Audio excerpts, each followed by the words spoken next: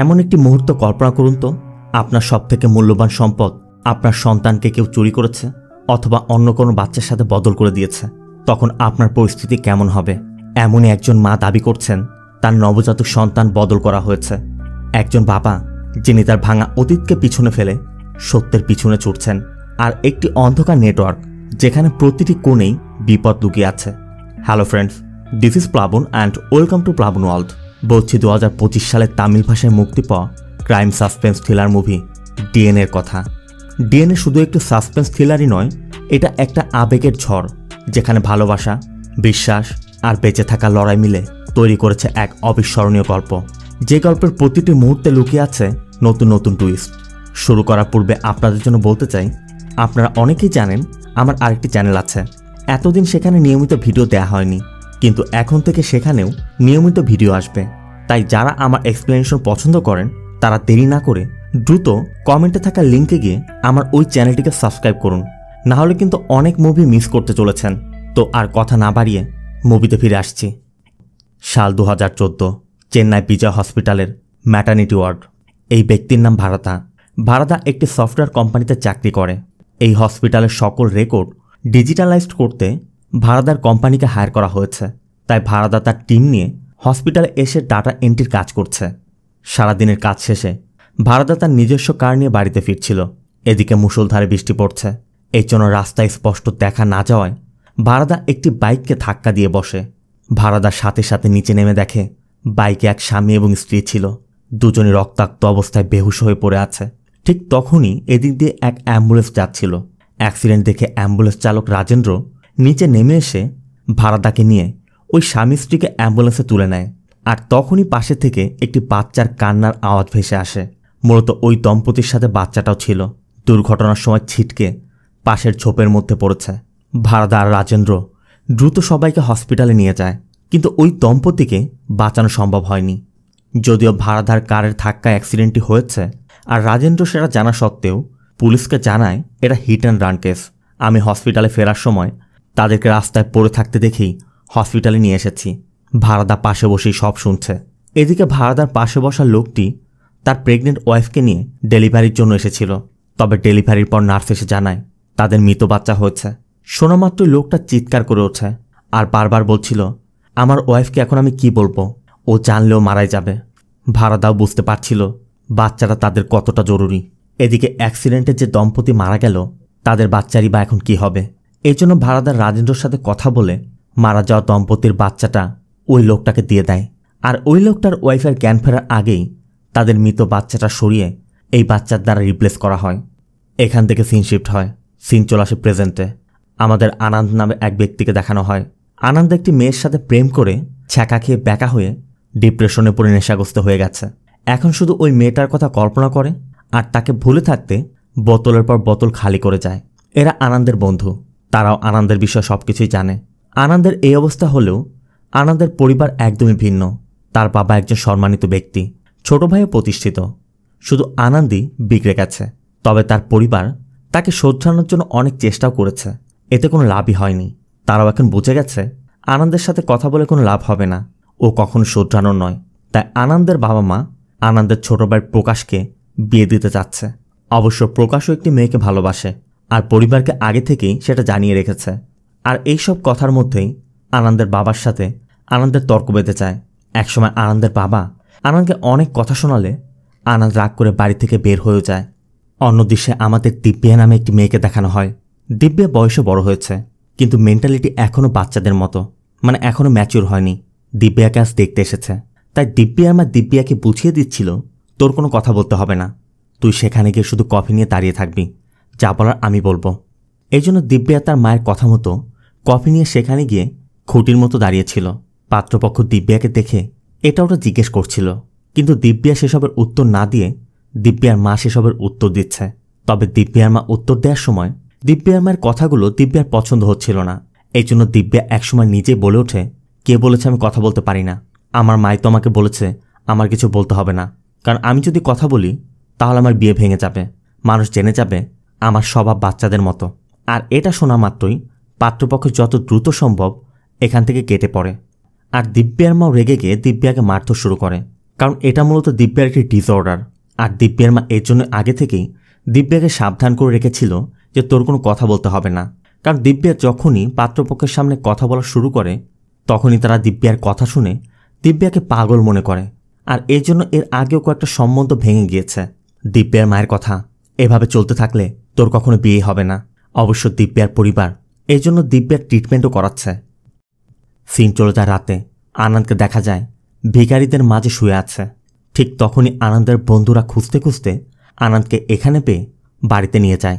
বাড়িতে তখন আনন্দের ছোট ভাইয়ের বিয়ের ব্যাপারে কথা বলতে পাত্রীপক্ষ তাদের বাড়িতে এসেছে। ভিতরে তারা কথাবার্তা বলছিল। আর আনন্দ যাতে সেটা টের না পায় এই জন্য আনন্দের বন্ধুরা অন্য দিক দিয়ে রুমে নিয়ে যাচ্ছিল। কিন্তু আনন্দ দেখে ফেলে আর সবার সামনে গিয়ে উদ্ভট আচরণ শুরু করে। মূলত আনন্দ অনেক নেশা করেছে, এখন সে পুরোপুরি মাতাল। সে কি করছে কি বলছে নিজেও জানে না। এমনকি একসময় তো নিজের প্যান্টের মধ্যে হিসু করে আনন্দ বেহুশ হয়ে যায়। আর এমন অবস্থা দেখে পাত্রীপক্ষ উঠে চলে যাচ্ছিল। তবে যাওয়ার সময় তারা আনন্দের বাবাকে বলে যায়, দেখুন আপনার ছোট ছেলে আমাদের পছন্দ হয়েছে, এই সম্বন্ধে আমরা রাজি। কিন্তু যে ঘরে আপনার বড় ছেলের মতো একজন ছেলে আছে সেই ঘরে তো আমি আমার মেয়েকে পাঠাতে পারি না। আগে আপনার বড় ছেলেকে ঠিক করুন, দরকার হলে আমরা অপেক্ষা করব। আর পাত্রীপক্ষ চলে যেতেই আনন্দের বাবা তেলে বেগুনও রেগে ওঠে। কারণ আনন্দের জন্য তার ছোট ভাইদের ভবিষ্যৎ নষ্ট হচ্ছে আর এটা সে কিছুতেই হতে দিবে না। এই জন্য আনন্দের বাবা আনন্দকে অনেক কথা শুনিয়ে একসময় বাড়ি থেকে বের করে দেয়। এই জন্য আনন্দ তার বন্ধুদের সাথে তাদের বাড়িতে গিয়ে ওঠে। আনন্দের বন্ধুরা তাকে বোঝাতে চাচ্ছিল, তুই যাকে ভালোবাসতি সে তো তোকে ছেড়ে অন্য কাউকে বিয়ে করে ফেলেছে, সে তো তার জীবন নিয়ে ভালোই আছে, তুই ওকে ভুলে যা। কিন্তু আনন্দ বলে সে আমাকে ইচ্ছা করে ছেড়ে যায়নি। আর এখানে আমরা আনন্দের কথায় জানতে পারি আনন্দের এক্স গার্লফ্রেন্ড আনন্দকে ইচ্ছা করে ছেড়ে দেয়নি। তার পরিবারের পেশার কারণে তাকে বিয়ে করতে হয়েছিল। কিন্তু বিয়ের পর ওই মেয়েটা সুখী হতে পারেনি। বিয়ের পরও মেয়েটি আনন্দকে অনেক বুঝিয়েছে, অনেক বলেছে। আনন্দ সবাইকে বোঝানোর চেষ্টা করেছে কিন্তু কেউ আনন্দের কথা শুনেনি। আর ওই মেয়েটাও তার কষ্ট সহ্য করতে না পেরে একসময় হনন করেছিল। সবাই মনে করে আনন্দ এই কারণে হয়তোবা মদ খায়, কিন্তু আসলে ওই মেয়ের মৃত্যুর জন্য আনন্দ নিজেকে দায়ী করে। এর জন্য আনন্দ সবসময় মদের নেশায় পড়ে থাকে। আনন্দের কথা শুনে আনন্দের বন্ধুরা বুঝতে পারছিল আনন্দের মনের মধ্যে অনেক কষ্ট লুকিয়ে আছে। ওকে না সামলাতে পারলে একদিন এইভাবে শেষ হয়ে যাবে। তাই আনন্দের বন্ধুরা আনন্দকে পরিবর্তন করতে একটি রিহ্যাব সেন্টারে ভর্তি করিয়ে দেয়। আর এরপর ওই রিহ্যাব সেন্টারে গিয়ে আনন্দের মধ্যে পরিবর্তন আসতে শুরু করে। ধীরে ধীরে আনন্দের পরিবারও বুঝতে পারছিল আনন্দ এখন অনেকটাই ভালো হয়ে গেছে। তাই তারা আনন্দকে বিয়ে দেওয়ার সিদ্ধান্ত নেয়। আর এরপরই আনন্দের জন্য পাত্রী দেখতে যায়। আর এখানে আমরা দেখতে পাই তারা আনন্দের জন্য যে পাত্রী দেখতে এসেছে সে অন্য কেউ নয়, দিব্যা। তবে আনন্দের পরিবার দিব্যার বাবা মাকে আগে থেকেই আনন্দের বিষয় সবকিছু বলে রেখেছে। যদিও আনন্দের পিছে এমন একটি স্টোরি আছে, তারপরও দিব্যার বাবা মা চিন্তা করে আমাদের মেয়েও তো আর ধোয়া তুলসী পাতা নয়, ছেলেটাও যেহেতু ভালো হয়ে গেছে সমস্যা কি। তবে তখন আনন্দের পরিবার দিব্যার সম্পর্কে কিছুই জানত না। দুপক্ষের সম্মতিতে তাদের বিয়েটাও ঠিক হয়ে যায়। আর এরপর সিন চলে যায় বিয়ের দিন। বিয়ের দিন সবকিছু ঠিকঠাকই চলছিল। আর ওই বিয়ের অনুষ্ঠানে দিব্যাদের আত্মীয়রা দিব্যার বিষয়ে বলাবলি করছিল। আর তাদের কথায় আনন্দের বন্ধুরা বুঝতে পারে দিব্যার সমস্যা রয়েছে। এর জন্য তারা আনন্দের বাবার সাথে বিষয়টি শেয়ার করে। আর আনন্দের বাবাও এইসব শোনার পর সেও তাজ্জব বনে যায়। আনন্দের বাবা দিব্যার পরিবারকে বলে, আমার ছেলের সম্পর্কে আমি আগে সবকিছু আপনাদের বলেছি, কিন্তু আপনার মেয়ে যে মানসিকভাবে বিপর্যস্ত সেটা তো আগে থেকে বলা উচিত ছিল। তবে দিব্যার পরিবারও উল্টো বলে, আপনার ছেলেও যে নেশা ছেড়ে দিয়েছে তার গ্যারান্টি কি। তখন আনন্দের বাবা একসময় বিয়েটা ভেঙে দেওয়ার সিদ্ধান্ত নেয়। যিনি আগে ছেলের ভুলের জন্য তাকে বাড়ি থেকে বের করে দিয়েছিলেন, আজ ছেলে পরিবর্তন হয়, সে ছেলের জন্য লড়াই করতে প্রস্তুত। আর এটাই একজন বাবার করা উচিত। দিব্যার তখন মনে হচ্ছিল হয়তো ওই বিয়েটা আর হবে না। এদিকে আনন্দকে তার বন্ধুরা যথাসম্ভব বোঝানোর চেষ্টা করছে যে বিয়েটা তুই করিস না, এর থেকে ভালো মেয়ে পাবি। কিন্তু আনন্দ কারোর কথা না শুনে দিব্যার হাত ধরে সবাইকে বলে, আমি এই মেয়েকে বিয়ে করব, আপনার চিন্তা করবেন না, আমি ভালো করে তার যত্ন নেব। আর আমার বিশ্বাস দিব্যা আমার জীবন আসার পর আমার জীবন আরও ভালো হবে। আর আনন্দের এই কথার পরই দিব্যার সাথে আনন্দের বিয়েটা হয়। বিয়ের পর ধীরে ধীরে আনন্দ দিব্যাকে বুঝতে চেষ্টা করছিল। দিব্যাও এখন আনন্দের থেকে অনেক কিছু শিখছে, কারণ আনন্দ দিব্যাকে শেখাচ্ছে কখন কোন পরিস্থিতিতে কি করতে হবে, কখন কাকে কি বলতে হবে, সব কিছুই। দিব্যাও আস্তে আস্তে অনেক কিছু বুঝতে পারছে। আনন্দ চাকরিতে যোগদান করেছে, সব কিছু মিলিয়ে খুব ভালোভাবে তাদের দিন কাটছিল। এরপর একদিন দিব্যা জানায় তাদের ঘরে নতুন অতিথি আসতে চলেছে, মানে দিব্যা প্রেগনেন্ট। আনন্দ খুব খুশি, আর সেই খুশিতেই আনন্দ দিব্যাকে দ্রুত চেক আপ করাতে নিয়ে যায়। দিব্যার প্রেগনেন্টের খবর শুনে দিব্যার মাও এসেছে। এখন শুধু দিব্যার ডেলিভারির অপেক্ষা। অন্য দৃশ্যে আমাদের হসপিটালের বাইরে এক বৃদ্ধা মহিলাকে দেখানো হয়। 2 হাতে 2টি চটের ব্যাগ নিয়ে বৃদ্ধা হসপিটালে প্রবেশ করছে। মূলত এই বৃদ্ধা হসপিটালের মধ্যে প্রেগনেন্ট মহিলাদের কাছে শুকনো খাবার বিক্রি করতে আসে, আর তার ওই 2 ব্যাগের মধ্যে বিভিন্ন ধরনের খাবার রয়েছে। তবে বৃদ্ধা খাবার বিক্রি করছিল আর বারবার তাদের বাচ্চাগুলোকে ফলো করছিল। কিছুক্ষণ ওয়ার্ডের ভিতর সময় কাটিয়ে বৃদ্ধাটি ওয়ার্ডের বাইরে এসে বসে। অনেক সময় পার হয়ে যায়। আশেপাশে যারা বসেছিল তারাও একসময় চলে যায়। বৃদ্ধার নজর তখন ওয়ার্ডের ভিতরে থাকা একজনের বাচ্চার দিক। অনেক সময় বসে থাকার পর বৃদ্ধা লক্ষ্য করে ওয়ার্ডের বাইরে হট্টগোল দেখে ওই বাচ্চার মা ওই বাচ্চাকে বেডে রেখে সেদিকে যাচ্ছে। আর সাথে সাথে ওই বৃদ্ধা জানালা দিয়ে বাচ্চাটিকে বের করে হসপিটালের পিছনে নিয়ে আসে। এরপর বাচ্চাটিকে তার ব্যাগের মধ্যে রেখে বাচ্চাটির মুখে 2 ফোঁটা মেডিসিন দিয়ে দেয়। তবে এক্স্যাক্টলি কী মেডিসিন সেটা আমি জানি না। তবে যতটুকু মনে হচ্ছিল এই মেডিসিন দিলে হয়তোবা বাচ্চারা কান্না করে না, এই জন্য হয়তোবা সে ওই মেডিসিনটি দিয়েছে। আর এভাবেই ওই বৃদ্ধা তার খাবারের ব্যাগে করে ওই বাচ্চাটিকে সেখান থেকে চুরি করে তার নিজের বাড়িতে নিয়ে যায়। আর এরপরই এক নারী এসে ওই বাচ্চাটিকে তার নিজের বুকের দুধ খাইয়ে যায়। তবে এটাও সে টাকার বিনিময়ে করছে, মানে এই সব কিছু বৃদ্ধার সেট আপ করা। অন্যদিকে দিব্যার লেবার পেইন উঠলে দিব্যাকে হসপিটালে নিয়ে আসা হয়। সবাই তখন অপারেশন থিয়েটারের বাইরে দাঁড়িয়ে অপেক্ষা করছে। আর ওই বৃদ্ধ মহিলাকেও ওই হসপিটালে প্রবেশ করতে দেখা যায়। কিছু সময় পর দিব্যা একটি পুত্র সন্তান জন্ম দেয়। সাথে সাথে হসপিটাল থেকে ওই বাচ্চার হাতে একটি ট্যাগ লাগানো হয়, যেখানে বাচ্চার মায়ের ইনফরমেশন লেখা থাকে। আর বাচ্চা জন্ম হওয়ার সাথে সাথেই সকল ডিটেলস হসপিটালের সার্ভারেও আপলোড করে দেওয়া হয়। একজন নার্স বাচ্চাটিকে বাইরে নিয়ে আসে, আর বাচ্চাটিকে দেখার পর সবাই খুশি। আনন্দের বাবা খুশিতে একজন জ্যোতিষীকে ফোন করে তার নাতির ভবিষ্যৎ সম্পর্কে জানতে চায়। জ্যোতিষী জানায় আপনার নাতির খুব শুভ নক্ষত্রে জন্ম হয়েছে, ভবিষ্যতে আপনার কুলের সুনাম চারদিকে ছড়িয়ে দেবে। এরপর বাচ্চাটিকে অবজারভেশন রুমে নিয়ে যাওয়া হয়। এদিকে দিব্যাকেও বেডে শিফট করা হয়েছে। ঠিক তখনই ওই বৃদ্ধা মহিলাকে দেখা যায় হসপিটাল থেকে ব্যাগ হাতে বের হয়ে যাচ্ছে। হসপিটালে বাচ্চার ডেলিভারি হওয়ার পর বাচ্চাকে অবজারভেশন রুমে রাখলেও নির্দিষ্ট একটি সময় পর পর বুকের দুধ খাওয়াতে মায়ের কাছে নিয়ে যাওয়া হয়। এজন্য দিব্যার বাচ্চাটিকেও দিব্যার কাছে নিয়ে আসা হয়েছে। কিন্তু দিব্যার কোলে দেয়া মাত্রই দিব্যা বাচ্চার চেহারা দেখেই বলে ওঠে, এটা কার বাচ্চা? এটা তো আমার বাচ্চা না, আমার বাচ্চা কোথায়? আর দিব্যার এই কথা শোনার পর সবাই তো পুরো চমকে ওঠে। দিব্যা এটা কী বলছে? আনন্দ দিব্যাকে বোঝানোর চেষ্টা করে, দিব্যা এটা তো আমাদের বাচ্চা, কিছুক্ষণ আগেও তো আমাদেরকে দেখিয়েছে। কিন্তু দিব্যা মানতেই চাইছে না।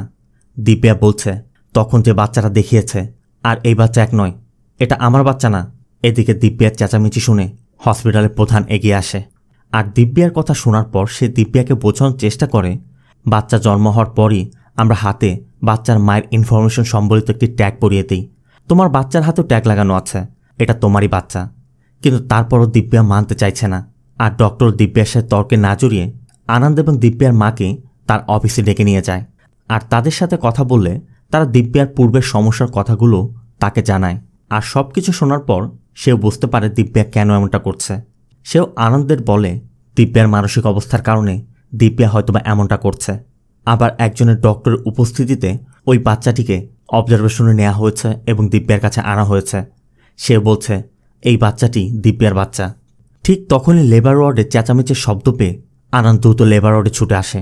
আর এসে দেখে লেবার ওয়ার্ডে যে বাচ্চাগুলো রয়েছে দিব্যা প্রত্যেকটি বাচ্চাকে চেক করছে, কারণ দিব্যার ধারণা তার বাচ্চাকে বদল করে দেওয়া হয়েছে।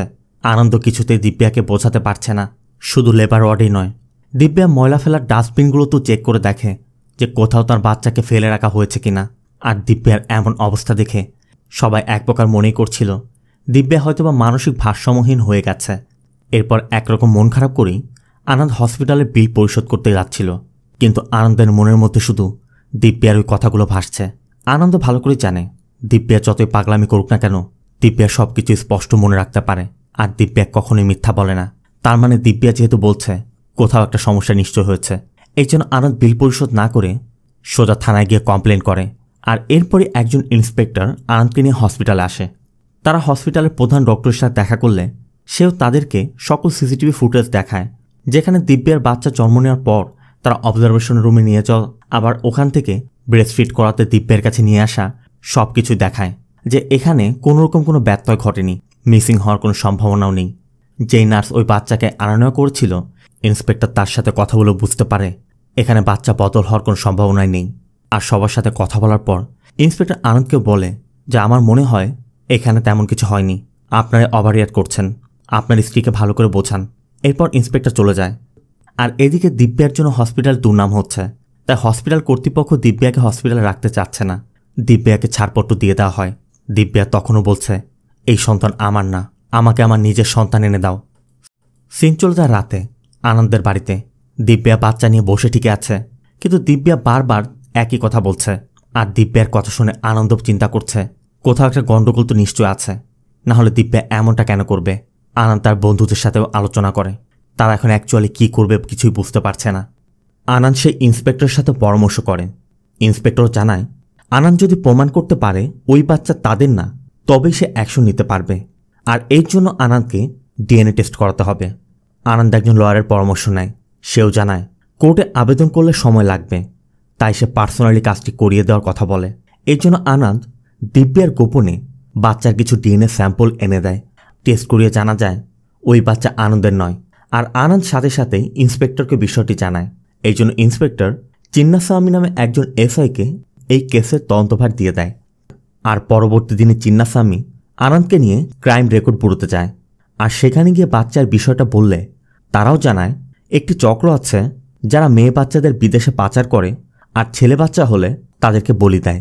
আর আনন্দেরও যেহেতু ছেলে বাচ্চা, তাই আনন্দ এটা শোনার পরই তার মাথায় যেন বজ্রপাত হলো। আনন্দ এখন ভাবছে তার বাচ্চাটাকে বলি দেওয়া হলো না তো। আবার চিন্নাস্বামী আনন্দের কষ্টটা বুঝতে পারছে। এর মধ্যে চিন্নাস্বামীর এক সোর্স কল করে জানায় আজ রাতেই কোনো একটি জায়গায় একটি বাচ্চার বলি দেয়া হবে। শোনা মাত্রই আনন্দ আর চিন্নাস্বামী ওই লোকেশনে গিয়ে বেশ কিছু লোকের সাথে ফাইট করে ওই বাচ্চাটিকে উদ্ধার করে। কিন্তু আনন্দ বলতে পারছে না এই বাচ্চারা তারই কিনা। এর জন্য তারা বাচ্চাটাকে দিব্যার কাছে নিয়ে যায়। তবে দিব্যা জানায় এটা তাদের বাচ্চা না। যদিও বাচ্চাটা তাদের নয়, তারপরও দিব্যা চিন্নাস্বামীকে অনুরোধ করে বলে আমি যেমন আমার বাচ্চার জন্য ব্যাকুল হয়ে আছি, এই বাচ্চার বাবা মাও নিশ্চয়ই তেমনটাই করছে, তাই এই বাচ্চার বাবা মাকে খুঁজুন। আর এটা শুনে আনন্দ একটু স্বস্তি পাচ্ছে, কারণ সবাই তো দিব্যাকে পাগল বলে, কিন্তু দিব্যার মধ্যেও মনুষ্যত্ব আছে। এরপর চিন্নাস্বামী আর আনন্দ শহরের সব বাচ্চাদের একটি তালিকা তৈরি করে তদন্ত শুরু করে। আবার এদিকে এটা কোর্ট পর্যন্ত গড়ায়। আর কোর্টও আনন্দের অভিযোগ আমলে নিয়ে পুলিশকে তদন্ত করতে নির্দেশ দিয়ে দেয়। এরপর চিন্নাস্বামী আনন্দকে নিয়ে ওই হসপিটালে যায়। তারা ওই দিনের সকল সিসিটিভি ফুটেজ সংগ্রহ করে, সাথে ওই দিন ওই এরিয়াতে যে সকল স্টাফ ডিউটি করেছিল সবাইকে জিজ্ঞাসাবাদ করে। কিন্তু কোনো কিছুতেই কোনো ক্লু পাওয়া যাচ্ছে না। এই জন্য চিন্নাস্বামী আবারও ওই হসপিটালের সিসিটিভি ফুটেজগুলো পর্যবেক্ষণ করতে বসে। আর এখানের ফুটেজে বাচ্চাকে আনা নেওয়ার টাইমিংয়ের গ্যাপ দেখে চিন্নাস্বামী একটু সন্দেহ হয়। এমনকি সেটা যাচাই করতেও হসপিটালে গিয়ে ওয়ার্ড থেকে চাইল্ড এনআইসিইউতে নিয়ে যাওয়া এবং সেখান থেকে ফিরে আসা কত সময় লাগে চিন্নাস্বামী সব কিছু যাচাই করে দেখে। আর সেটাও বুঝতে পারে যে এই সময়টার মাঝেই কিছু একটা করা হয়েছে। চিন্নাস্বামী ওই ডক্টর এবং নার্সের সাথেও কথা বলে। অন্যদিকে আনন্দকে দেখা যায় একটি হসপিটালে গিয়েছে। আর এখানে ওই বৃদ্ধা মহিলাকেও দেখা যায় ব্যাগ নিয়ে আনন্দের পাশেই বসে আছে। বৃদ্ধার ব্যাগে তখন একটি বাচ্চাও ছিল। বৃদ্ধা আনন্দের পাশে বসে বেশ কিছুক্ষণ বিশ্রাম নেয়। এরপর যখন উঠে যাচ্ছিল, আনন্দ ওই বৃদ্ধার ব্যাগটি উঠিয়ে তাকে এগিয়ে দিচ্ছিল। বৃদ্ধাটিও চলে যাচ্ছিল। ঠিক তখনই আনন্দের মনে হয় ডান হাতের ব্যাগটা খুব ভারী লাগছিল। সাধারণত চিপসের প্যাকেট থাকলে এতটা ভারী হওয়ার কথা নয়। আর তখনই আনন্দ ওই বৃদ্ধার ব্যাগের দিকে তাকাতেই ব্যাগের ভিতরে থাকা বাচ্চার একটি হাত দেখতে পায়। তবে আনন্দ তাকে ধরার আগেই বৃদ্ধা একটি অটো করে সেখান থেকে চলে যায়। অবশ্য আনন্দ তাকে ফলো করে তার বাড়ি পর্যন্ত পৌঁছে যায়। আর এর কিছুক্ষণ পর এক ব্যক্তি এসে ওই বৃদ্ধার থেকে বাচ্চাটি নিয়ে যাচ্ছিল। আনন্দ তখনও তাকে ফলো করছে। সাথে চিন্নাস্বামীকে বিষয়টা জানালে চিন্নাস্বামী থানা থেকে ফোর্স নিয়ে বেরিয়ে পড়ে। এদিকে এতক্ষণে ওই লোকটা ওই বাচ্চাটিকে একটি আন্ডার কনস্ট্রাকশন ভবনে নিয়ে এসেছে। এখানে তার সাথে আরও কয়েকজন লোকও আছে। আনন্দ চুপি চুপি ওই বাচ্চাটাকে উদ্ধার করতে চেষ্টা করছিল, তবে সে ধরা পড়ে যায়। আর ওই লোকদের সাথে ফাইট শুরু হয়। কিছুক্ষণের মধ্যে পুলিশ আসে। আর এরপর তাদের কথায় জানা যায় তারা মূলত মূর্তি নামে এক লোকের আন্ডারে কাজ করে। আর মূর্তি কিছুক্ষণের মধ্যে বাচ্চা নিতে আসার কথা। মূর্তি বাচ্চা নিয়ে কি করে, কাকে দেয়, তারা কিছুই জানে না। এই জন্য আনন্দরা মূর্তিকে কল করে বাচ্চাটিকে নিতে আসতে বলে। আর কল পর কিছুক্ষণ পর মূর্তি বাচ্চাটিকে নিতেও আসে। পুলিশও আগে থেকে এখানে ওত পেতে ছিল, তাই মূর্তি আসা মাত্রই তারা মূর্তিকে ধরে ফেলে। আর মূর্তিকে জিজ্ঞাসাবাদ করলে জানা যায় মূর্তির একটি নার্সিং এজেন্সি আছে। মূর্তি বিভিন্ন হসপিটালে নার্স সাপ্লাই দেয়, আর ওই নার্সদের দ্বারা মূর্তি বাচ্চা চুরির কাজও করে। তবে মূর্তির উপরও একজন আছে, যার কমান্ড মতোই মূর্তি এসব করছে। বাচ্চা কোথায় যায়, কি করে, সেও জানে না। এখানে আমরা এটাও দেখতে পাই ওই দিন হসপিটালে যে নার্স দিব্যার বাচ্চাটাকে আনা নেওয়া করেছিল তাকেও ধরে আনা হয়েছে, কারণ সে মূর্তির এজেন্সিতেই জব করত। এমনকি তার যমজ বোনও আছে। তার থেকেও জানা যায় সে বাচ্চা এনে বুড়িটাকে দেয়। আর বুড়ির সাথে কথা বললে বুড়িও জানায় সে মূর্তির গ্যাংয়ের লোককে বাচ্চা দিয়ে দেয়। তবে মূর্তি কাকে দেয় সেটা এখন বের করতে হবে। এরপরে দিব্যার কাছে থাকা ওই বাচ্চাটার বাবা মায়ের খোঁজ পাওয়া যায়, আর দিব্যা নিচে গিয়ে তাদের কাছে বাচ্চাটাকে দিয়ে আসে। আবার সেখান থেকে ফিরে আনন্দরা আবার মূর্তিকে জিজ্ঞাসাবাদ করে। মূর্তি জানায় তাকে শুধু অর্ডার করা হয়, কখন কোন বাচ্চাকে চুরি করতে হবে, কোথা থেকে চুরি করতে হবে, তাকে সেই অর্ডারটা দেয়া হয়। আর রাজেন্দ্র নামে এক ব্যক্তি মূর্তিকে সেই অর্ডারগুলো পাস করে। মূর্তি জানায় এই রাজেন্দ্র একটি বড় সিকিউরিটি এজেন্সি আছে, ওই এজেন্সির আড়ালেই সে এসব করে। তাই মূর্তির কাছে রাজেন্দ্রের কথা জানার পর আনন্দ রাজেন্দ্রর খোঁজে একটি বারে যায়, কারণ এই রাজেন্দ্র বেওরা টাইপের। তবে রাজেন্দ্র যখনই বার থেকে বের হতে যাবে তখনই কিছু গুন্ডা তার উপর হামলা করে। আনন্দ রাজেন্দ্রকে বাঁচাতে ওই গুন্ডাদের সাথে ফাইট করে, কিন্তু ওই গুন্ডাগুলো আনন্দকে জোরপূর্বক মদ খাইয়ে আনন্দকে নেশাগ্রস্ত করে রাজেন্দ্রকে খুন করে পালিয়ে যায়। আর এখান থেকে সিন চলে যায় পরবর্তী দিন রাজেন্দ্র শেষকৃত্যে। আনন্দরা ওখানে এসেছে। তবে এরপরই সেখানে সেই ভাড়াদাকে দেখা যায়, যাকে আমরা মুভির প্রথমে দেখেছিলাম। ভাড়াদা এখন বড় ব্যবসায়ী, কিন্তু রাজেন্দ্রের মতো একজনের সাথে ভাড়াদার কী এমন সম্পর্ক থাকতে পারে আনন্দ এটাই বুঝতে পারছে না। তবে আনন্দ ধারণা করে যারা চাইল্ড ট্রাফিকিং করে তাদের বিদেশের বড় বড় ক্লায়েন্টদের সাথে ডিল করতে এমন বড় কাউকে প্রয়োজন পড়ে। তাই রাজেন্দ্র হয়তো ভাড়াদার হয়ে কাজ করতে পারে। আনন্দের শেষ ভরসা ছিল রাজেন্দ্র। সেই রাজেন্দ্র এখন মারা গেছে। আনন্দ এখন তার ছেলেকে কিভাবে উদ্ধার করবে আনন্দ সেটাও বুঝতে পারছে না। তবে আনন্দের গাজা নামে এক গুন্ডার কথা মনে পড়ে, কারণ চিন্নাস্বামী ওই গাজার কাছে একবার তাকে নিয়ে গিয়েছিল। ওই গাজাও চাইল্ড ট্রাফিকিং করে, এই জন্য আনন্দ সেখানে যায়। আর গাজার ওখানে গিয়ে গাজার এক লোককে দেখে আনন্দ চিনে ফেলে, কারণ এই লোকটি গত রাতে রাজেন্দ্রকে খুন করেছিল। এরপর আনন্দ তাদের সাথে তুমুল ফাইট করে। আর এক পর্যায়ে গাজার গলায় ছুরি ধরলে গাজা তাকে জানায় ভাড়াদার নির্দেশেই তারা রাজেন্দ্রকে খুন করেছে। কিন্তু প্রশ্ন হচ্ছে ভাড়াদা কেন রাজেন্দ্রকে খুন করতে যাবে? তাহলে চলুন সেটাই জেনে আসি। এখান থেকে সিন চলে যায় ফ্ল্যাশব্যাকে 2014-তে। ভাড়াদার রাজেন্দ্র ওই লোককে সেদিন বাচ্চাটা দেওয়ার পরবর্তী দিনই লোকটি খুশিতে তার ওয়াইফের যত স্বর্ণ ছিল সব কিছু ভাড়াদাকে দিয়েছিল, আর ভাড়াদাও সেটা রাজেন্দ্রের সাথে শেয়ার করে নিয়েছিল। এরপর তার স্বাভাবিকভাবে কাজ শুরু করে। এর মধ্যে সরকার থেকে ঘোষণা আসে সকল অফিসের তথ্য ডিজিটালাইজ করতে হবে। হসপিটালে পেশেন্টের ডিটেলস, ট্রিটমেন্ট, ডক্টরদের ডিটেলস, স্টাফদের ডিটেলস, মেডিসিনস সব কিছুর তথ্য ডিজিটালাইজ করতে হবে। ভাড়াদা তখন এসব নিয়ে কাজ করছিল। কিন্তু এর মধ্যে একদিন ওই লোকটা ভাড়াদাদের সাথে দেখা করে, আর তার এক বন্ধুর কথা বলে যে ওর বাচ্চা হচ্ছে না, আপনারা যদি একটি বাচ্চা ম্যানেজ করে দিতে পারেন ও আপনাদের 5 লক্ষ টাকা দিবে। আর এত টাকার কথা শুনে ভাড়াদা লোভে পড়ে যায়। ভাড়াদা তখন রাজেন্দ্রকে দিয়ে রুট লেভেলের একটি টিম তৈরি করে, যাদের মূল কাজ হবে হসপিটাল থেকে বাচ্চাদেরকে বের করে নিয়ে আসা। আর রাজেন্দ্র একটি টিম তৈরি করে তাদের কাজ শুরু করে দেয়। তবে কোন হসপিটালে কবে কোথায় বাচ্চা হচ্ছে না হচ্ছে সেগুলোর তথ্য তো প্রয়োজন। আবার সরকারও তখন সব কিছু ডিজিটালাইজ করতে নির্দেশ দিয়েছিল। তাই ভাড়াদা তখন নিজের একটি সফটওয়্যার কোম্পানি ওপেন করে, আর কয়েকটি হসপিটালের সাথে কাজ করার কন্ট্যাক্টও নেয়। এর জন্য ওই সকল হসপিটালের সকল পেশেন্টদের অ্যাক্সেস ভাড়াদার কাছে ছিল। ভাড়াদাও সেই ডিটেলসগুলো দেখে দেখে তার টার্গেট সিলেক্ট করত। আর এরপরই ধীরে ধীরে সে বাচ্চা বিক্রির একটি বড় নেটওয়ার্ক তৈরি করে ফেলে। আর ভাড়াদার তার সকল ডিল করত মন্দিরে বসে, কারণ মন্দিরে যদি তারা কোনো আলোচনা করে সেখানে তাদেরকে সন্দেহ করবে না। তবে এবার সে দিব্যের বাচ্চার বিষয়। মূলত এক এনআরআই দম্পতির বাচ্চা না হয় তারা ভাড়াদার কাছে বাচ্চা কিনতে এসেছিল। তবে তারা একটি নির্দিষ্ট নক্ষত্রে জন্ম হওয়া বাচ্চার ডিমান্ড করেছিল, আর এজন্য তারা 2 কোটি টাকার অফারও করেছিল। যদিও ভাড়াদার কাছে এমন ডিমান্ড কখনোই আসেনি, তারপরও এত টাকার অফার শুনে ভাড়াদা অফারটি নিয়ে নেয়। ভাড়াদা একজন জ্যোতিষের সাথে কথা বলে এবং তার থেকে জানতে পারে এক্স্যাক্টলি কোন সময় জন্ম হতে হবে। এদিকে ভাড়াদার কোম্পানি শহরের বড় বড় অনেকগুলো হসপিটালে তাদের সফটওয়্যার সার্ভিস দিয়ে থাকে। এজন্য ভাড়াদার কাছে তাদের অ্যাক্সেসও আছে। তাই ভাড়াদা ওই সকল হসপিটালে পেশেন্ট লিস্ট চেক করে যে এই মুহূর্তে শহরে কতগুলো প্রেগনেন্ট মহিলা আছে। ভাড়াদা এদের ভিতর থেকে ওই শুভ নক্ষত্রের দিনে বা তার আশেপাশে কার কার ডিউ ডেট আছে ভাড়াদা সেগুলো ফিল্টার করে বের করে। এদের মধ্যে একজন ছিল দিব্যা। ভাড়াদারা ওই সকল নারীর উপর নজরদারি শুরু করে। তবে ওই দিনের আগে অনেক নারী ডেলিভারি হয়ে যাওয়ায় তারাও সেই লিস্ট থেকে বাদ পড়ে। দিব্যা সহ আরও কয়েকজন নারী তাদের নজরদারিতে তখনও ছিল। আর দিব্যার যেদিন বাচ্চা জন্ম হয়েছিল ওই দিন শহরে বিভিন্ন জায়গায় আরও কয়েকটি বাচ্চা জন্ম হয়েছিল, কিন্তু তাদের ডিমান্ড ছিল একটি নির্দিষ্ট সময়ে। আর ওই নির্দিষ্ট সময়ে দিব্যা সহ শহরে আরও 2টি মেয়ের বাচ্চা জন্ম হয়েছিল। তবে অন্য 2টি ছিল মেয়ে সন্তান, একমাত্র দিব্যারই ছিল ছেলে সন্তান। আর ওই এনআরআই দম্পতি যেহেতু ছেলে সন্তানের ডিমান্ড করেছিল, তাই ভাড়াদাদের দিব্যার সন্তানকেই চুরি করতে হবে।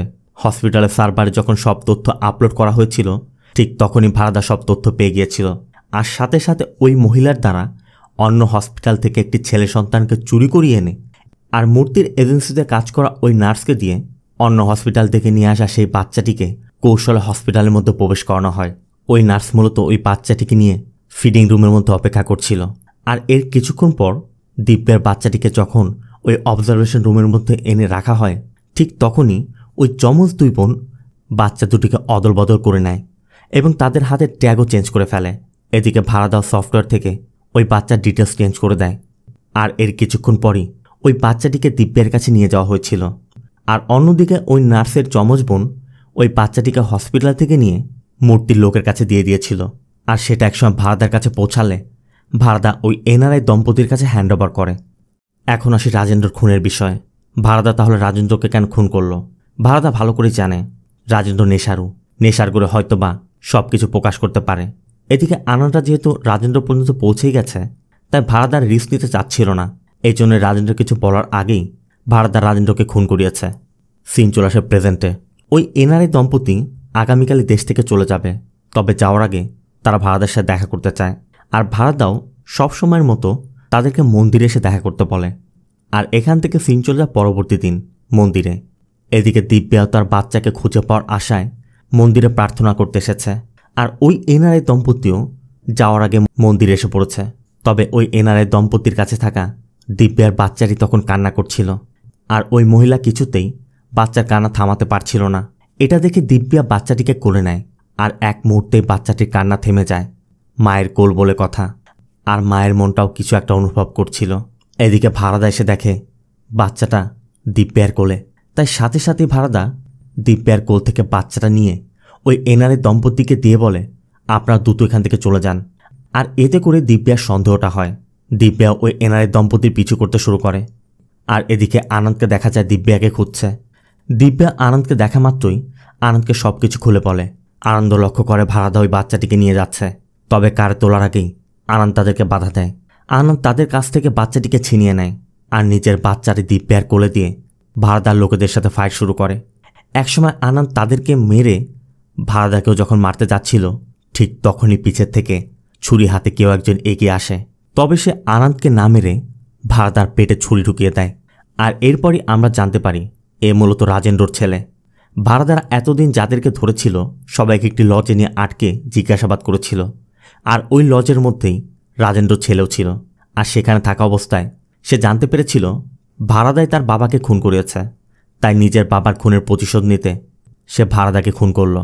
আর এর মধ্য দিয়ে একদিকে দিব্যা তার বাচ্চাকে ফিরে পেল, রাজেন্দ্র ছেলে তার বাবার খুনের প্রতিশোধ নিল, আর ভাড়াদা তার কৃতকর্মের সাজা পেল। এটা তো গেল মুভির গল্প। আপনাদের সাথে আমার একটি বাস্তব অভিজ্ঞতা শেয়ার করতে চাই।